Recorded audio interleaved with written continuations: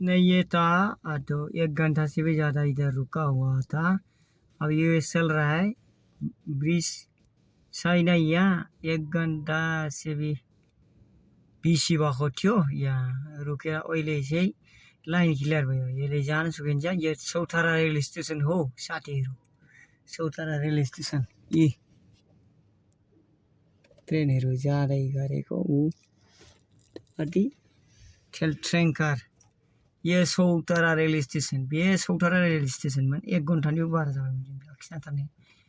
दा गबाय आरो जों थांसिगोन। दा रेल लाइनखौ क्लियार खालामबानो आं बिरसिगोन आरो दा बिरनो थाखाय रेडिसो आं गारिखौ लानानै। नायदो आरो भारा मोनसे जानानै दंबावो। बे भारा मोनसेखौ पिकआप खालामहैगोन आं चौतारा रेल स्टेसन।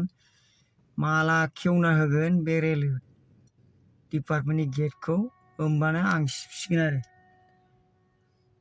नायबाय थादो रायजोफोर, नै सिबनो थाखाय रेडि जाबाय आं सिबसिगोन आरो दा।